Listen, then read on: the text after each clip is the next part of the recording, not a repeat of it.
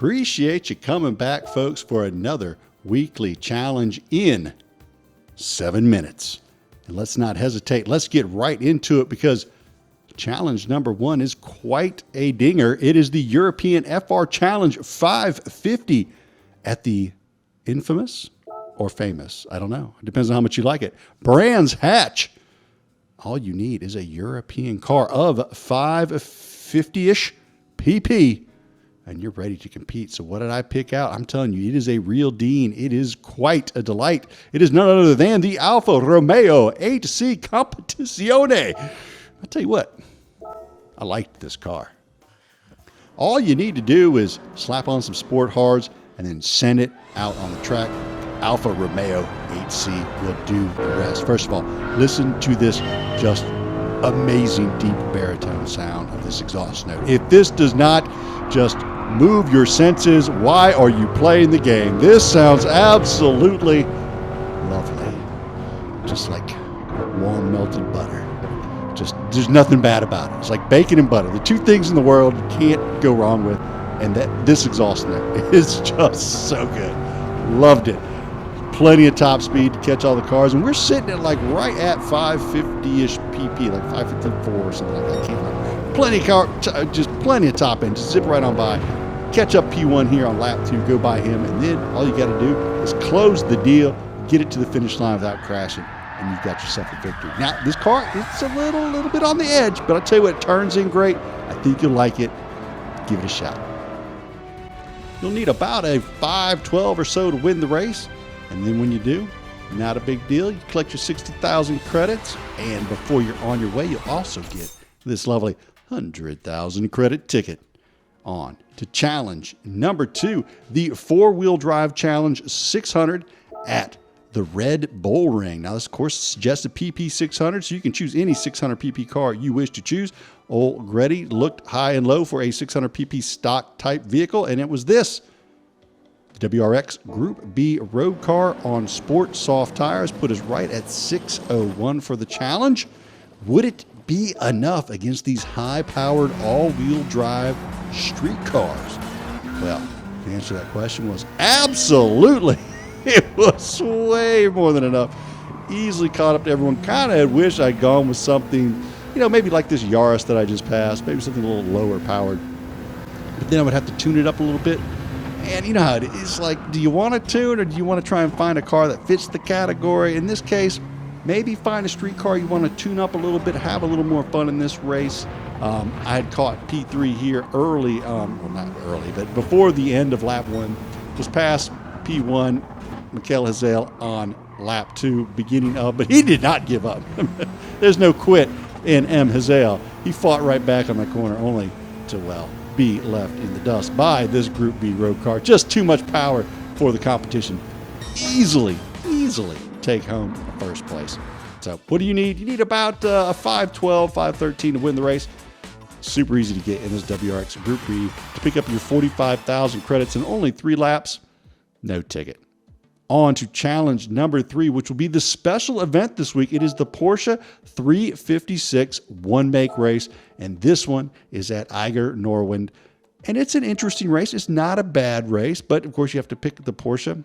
I already had one because I think this was a race when the track first came out. So I snatched my super good-looking Gulf livery 356A 1500 GS GT Carrera Speedster, and it already had these Acromals on it. I think I said that correctly, with sports air filter, brakes, bore up, high lift camshaft, and high compression pistons.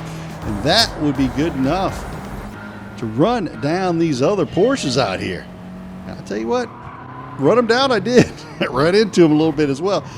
The car turns in really well. The brakes just help it a little bit more in the corners, get by the folks. Sport soft tires, good combo there. You may want to go with the sport medium if you want a little more of a challenge. Sport hard if you really want a challenge.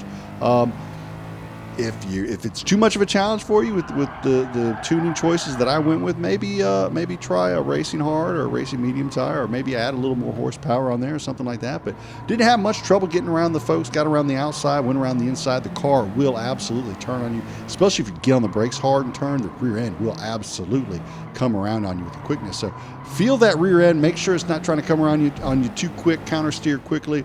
Otherwise, I was using the outside quite a bit to make my passes. Really enjoyed doing that.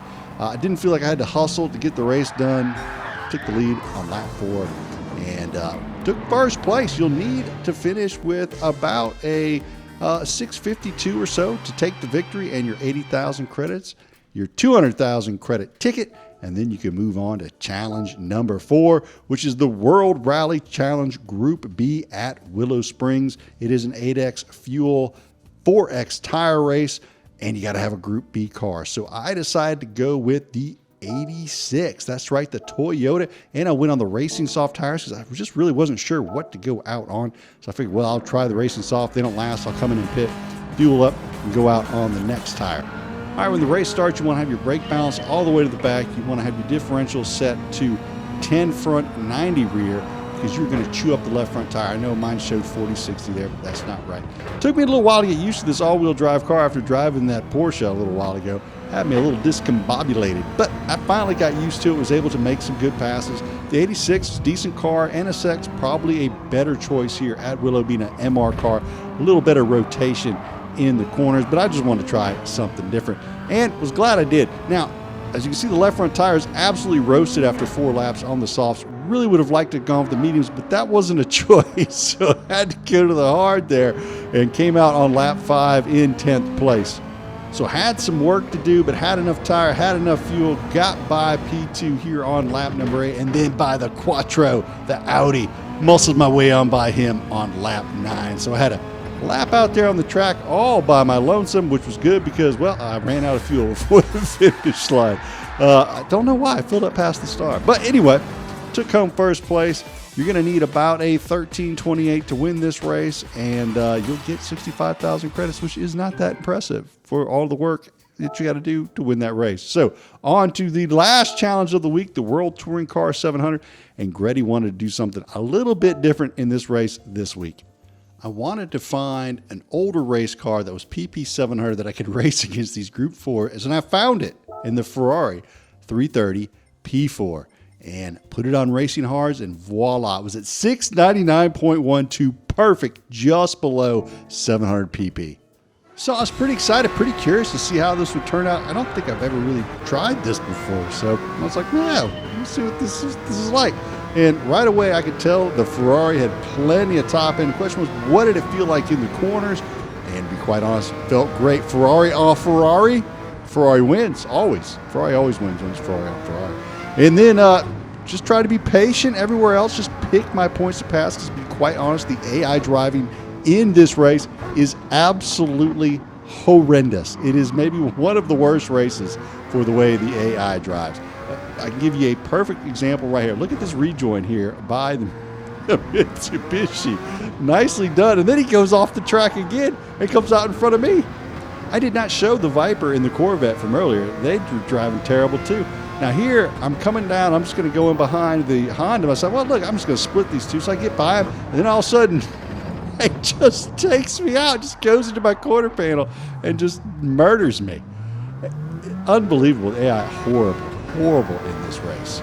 So after that debacle, I recomposed myself, but then the rain starts coming, so I'm keeping one eye on the radar and one eye on the wet meter, and end up going in on lap 6 because, well, the wetness never really got off of the dry track, and then accidentally switched to hards, went ahead and filled up. I could have just stayed out on my hards, so I just basically left 2.5 seconds on the table there, kicking myself over that, but not a big deal. Caught up to P1 on lap 8, gave myself 2 full laps, lap 9 and lap 10, to be able to challenge myself. I challenged myself a little too hard for that fastest lap and got in the grass, hit the wall, spun out, and, well, managed to get the car turned around and take first place nonetheless, and did so with plenty of time still, even after crashing twice. You'll need about a 17-16 to win this one to get your 115,000 credits and finish it off with the 500,000 credit ticket. So, hope you enjoyed it. If you did, hit the like and or subscribe. Come back, check out some more. For myself, go Gretty. Y'all have a great evening.